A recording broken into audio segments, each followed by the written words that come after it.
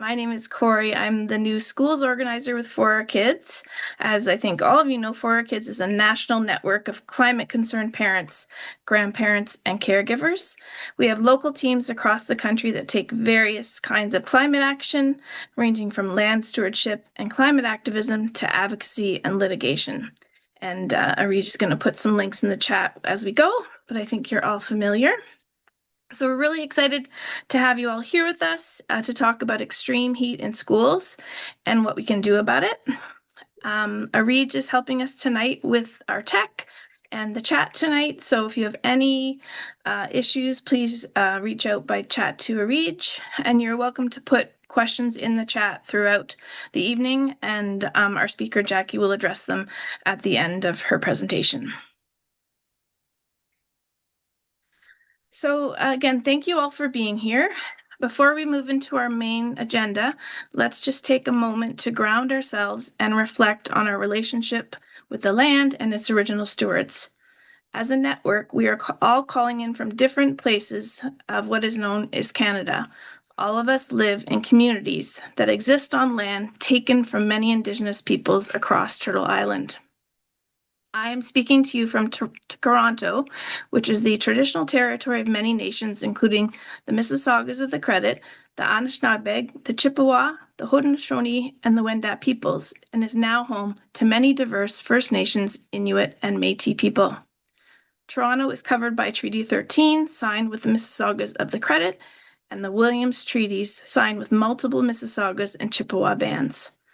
As a settler and visitor on this land, I am grateful to the Indigenous people who have cared for and respected the air, water, and land on which all of life is sustained. I invite you to share in the chat your name and acknowledge the land you're on and its traditional caretakers and your relationship to the land. As we all know, acknowledging the land is a small first step toward engaging in reconciliation.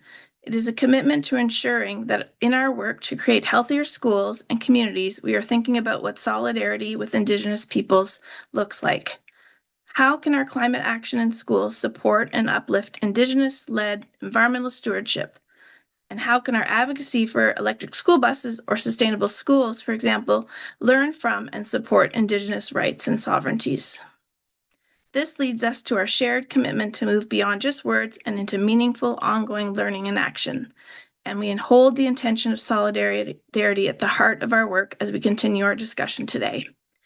One way we can all show our solidarity is to recognize and celebrate the traditions, cultures, and contributions of Indigenous peoples on June 21st, which is National Indigenous Peoples Day. We will share a link in the chat to a website with a list of events across Canada on June 21st. And we will also share a link to a resource page on our website in the chat for your further reflection. Thank you. All right. On that note, we are going to move into our agenda. So first, I'm going to give a few updates from the For Our Kids Network, and then we will have our presentation by Jackie, our Atlantic organizer on extreme heat in schools. And then following that, we will have a discussion on extreme heat, and we're looking forward to hearing from all of you with your experiences and expertise and sharing. So some updates from For Our Kids before we move into our presentation. First is our electric school bus campaign. We are creating an electric school bus parent advocacy group, and we're looking for interested parents and caregivers to join. As a member of the group, you will have an opportunity to advocate for electric school bus adoption, learn from experts in the field, and collaborate with other caregivers. We don't need people who are experts in electric vehicles or school transportation policy. We just need concerned, passionate parents to join us, and we'll support you with the tools and resources you need to create real impact. Participation is flexible and it can vary based on your capacity and availability. So if you're interested to find out more, you can reach out to me, and we'll put a sign up link in the chat, and we'll also share it in the follow-up email after this event. So that's the first update. The second is we wanted to share some upcoming learning sessions from one of our collaborative agencies. It's the Healthy Environments for Learning Day 2026 speaker session, and the topic this year is outdoor learning settings. So they have two upcoming sessions, one on June 18th about artificial versus natural surfacing in children's outdoor learning and play setting. So that's there. And on June 23rd, the second session is Inspiring Stories of Action, Creating Healthy, Natural Outdoor Learning and Play Settings. So those are open to anyone. And again, we will share the link in the chat and also in the follow-up email if you wish to register for those sessions. And finally, we're going to be talking today specifically about our Hot Schools, Cool Solutions campaign that was recently launched in Nova Scotia. We're excited to have Jackie McVicar, our Atlantic Canada organizer for our kids, here with us to talk about extreme heat in schools, our campaign, and what parents and caregivers can do. Jackie is an organizer and educator committed to social transformation and whose work is grounded in climate justice, respect for Indigenous rights, and a vision for a vibrant future. She has worked alongside Indigenous and rural land and environmental defenders in Canada and Central America and brings experience in human rights, corporate accountability, strategic communications, research, advocacy, and grassroots organizing. So we'll turn it over to Jackie. Hi, everyone, and thank you very much, Corey, for the introduction. Can you hear me? Am I good? Okay. I had a sign pop up. So, um, thank you very much for that introduction, Corey. And really, I'm wearing the same earrings as my picture, so you can identify me correctly. And I'm calling in from Mi'kmaq territory on the east coast of Canada, or Turtle Island, and I'm really grateful that you are all here and are interested in this topic. It's not a hot day today in Nova Scotia, but we've actually had plenty of them already this year, and so we think that this is a topic across the country. We're hearing about heat waves and heat already, people talking about heat domes, the hottest summer that's we're ever going to have, and all kinds of things that are making people feel worried and anxious about heat, which is why we're here. So I'm going to share my slideshow with y'all. Um,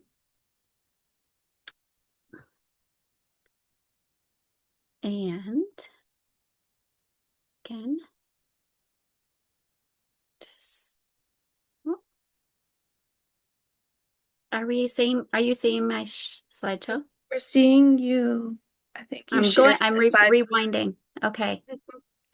And please, if you do have any questions, you can put them in the chat. I find it hard. I get distracted if I start reading comments, but if something comes up for you, feel free to write it in and we'll make sure that we get to that as we go along. And so yeah, like I said, we're already starting in here, Nova Scotia. We had our first extreme heat day in 2026 in mid-May, which was the earliest that I can ever remember having an extreme heat day. So temperatures got up to over 32 for us, which is quite warm. And you can see all across the Atlantic Maritime region, records were like smashed. Everybody was talking about how hot and how humid it was in mid-May already. But even just yesterday, I found this, it was the hottest June 14th on record for 26 BC communities. We had school closures already last week in Ontario, Calgary to expect extreme blistering heat wave. So this is what we're seeing across the country. I probably don't need to say this, but because you've probably felt it. Has anybody here just maybe a nod or a thumbs up if so far you've had heat, extreme or heat in your community so far? I'm seeing a few nods and a few thumbs up. So, and this goes back to January when this was a Environment and Climate Change Canada already put out that the next 5 years are going to be the hottest 5 years in records. So obviously this is an issue, and um, Corey was mentioning the the day of action around schools and outdoor learning. And so in 2025, actually, indoor heat, extreme heat indoors was the topic, and Four Kids was part of that work. So there was it was called the Collective Call of Action to protect children from extreme heat in schools and childcare settings.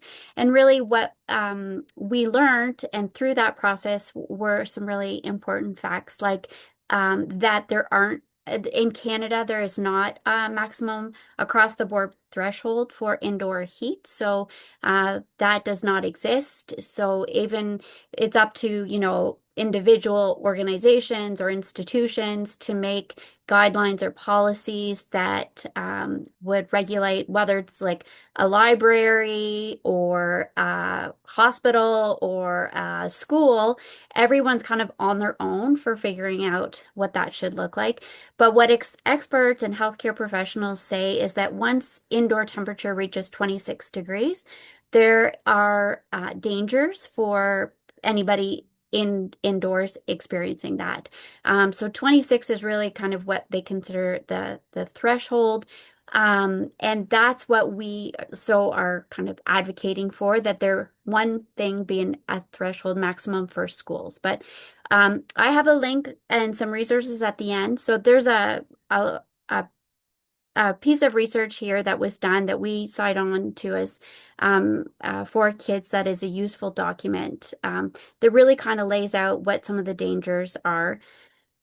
So when we started looking since then, so that happened in 2025, last year, May 2025, extreme heat indoors and in schools really became an issue for Four Kids because people were talking about it, and it was a topic that across the board there were people concerned about. So obviously, like parents, grandparents, caregivers for their kids, and people in their lives that were attending schools, but also for educators, teachers, staff people, janitors, so many people are affected by extreme heat. And this is an issue that a lot of people are kind of internally talking about, but there hasn't been a kind of an alarm sound around the issue more broadly, at least here in Nova Scotia. So some of the issues that, for example, we were seeing here in Nova Scotia was inadequate indoor infrastructure. So most schools, especially in rural areas, were not equipped for extreme heat. There were not cooling centers. We even found schools that, the windows couldn't open, very poor, if any, ventilation systems.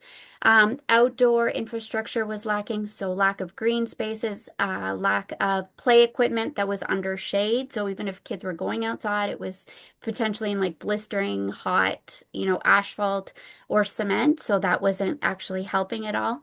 Um, and as I mentioned, we're seeing higher temperatures earlier in the season and lasting later in the year. So this is directly affecting school days and folks who are in a school environment.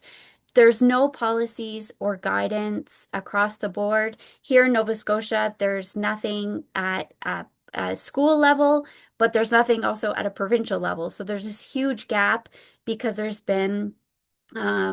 not an overall policy around maximum threshold, temperature threshold, and folks don't really know what to do. So individual teachers may like bring in a fan, which, then they're like, well, we're just pushing around hot air, so that's not really helping. But then they say, I'm bringing in freezies, or I'm taking my kids. We heard from a parent who said that she went in on a hot day and all the lights were off in the entire school. The only lights that were on were the emergency lights. And then when she picked up her son after school, he said that they had all gone. It was a small school. There was around 100 kids. They had all gone to the gym and just laid down on the floor with the lights off because there was nothing they could do. It was too hot to go outside, but there was nowhere in the school that they could go either.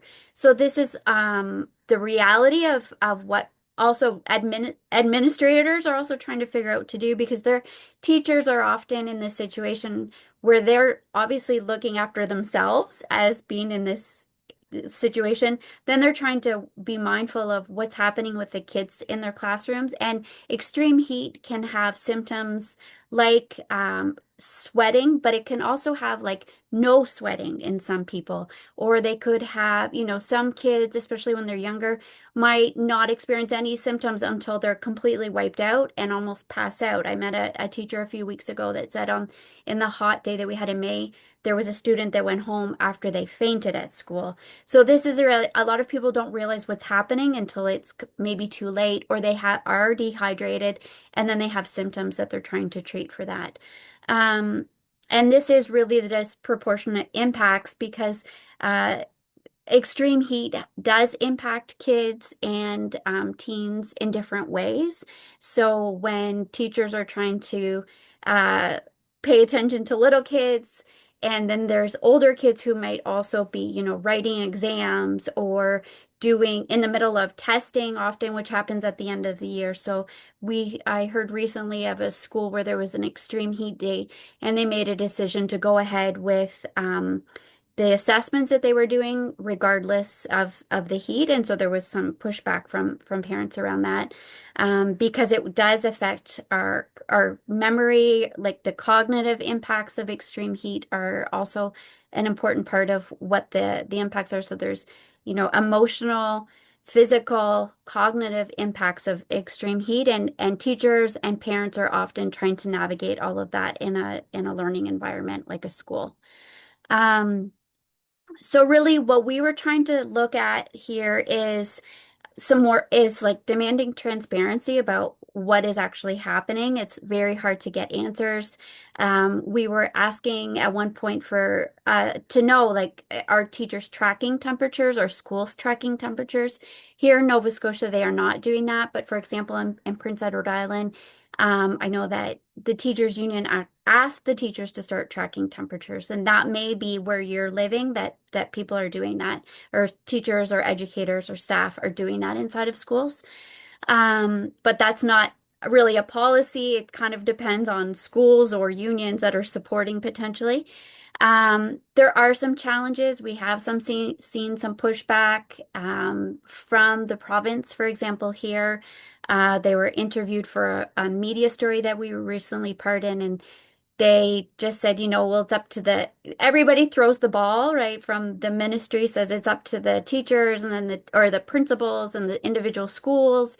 In Nova Scotia, we don't have school boards. We have, they're called education centers, but then they might say, depending on where you are, nobody wants to take responsibility, but in the long run, nothing's actually being planned, at least here, for long-term sustainable solutions for climate adaptation. And schools are obviously getting hotter. They're getting hotter sooner. And that's where our kids are for so many days of these hot days. So we also are not advocating necessary for a blanket like maximum threshold, everybody stay home because not everybody has cooling solutions at home either.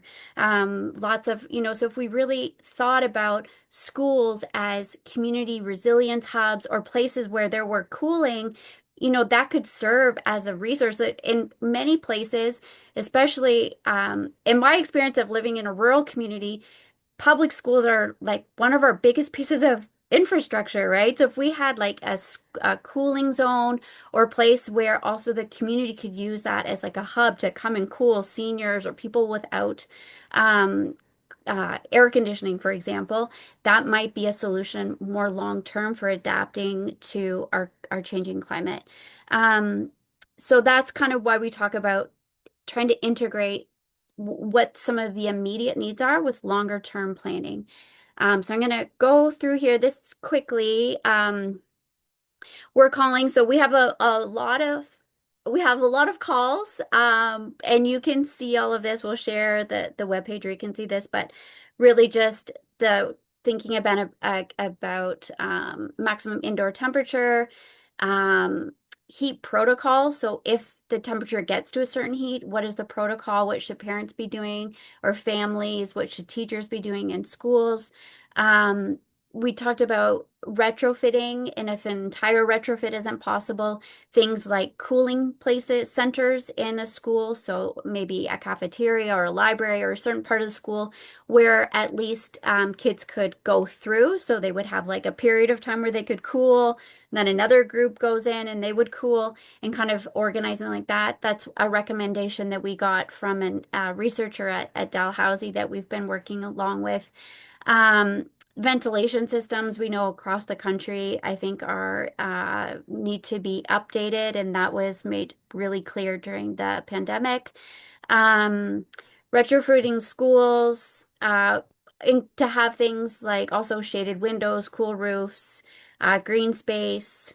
Um, Forecast triggered schedule adjustments. So thinking about maybe coming home early or changing some things at school. So scheduling like if there was supposed to be exams and they're slated for 2 o'clock, then maybe that would be changed, or trying to adapt so that really students and teachers can make the most of their day and the coolest time of the day.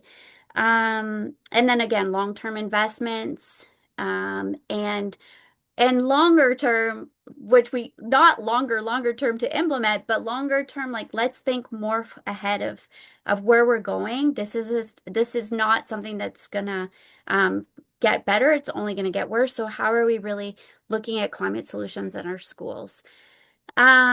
I'll maybe pass this just in time, for the sake of time. But there are lots of opportunities on this topic to collaborate with, healthcare professionals, parents, teachers, school boards, teachers unions, administrators, and the wider community who may see schools as a hub and a place where, if they were really properly adapted, could serve the entire community.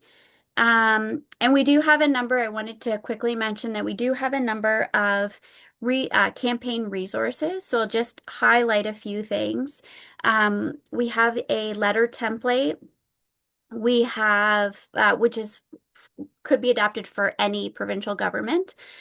We have an online survey. These are for teachers, parents, and teachers. Oh, I wrote that twice. Teachers, parents, educators, staff, caregivers to give their input. So we have a couple of ways that we're trying to collect the experiences that folks have had with extreme heat.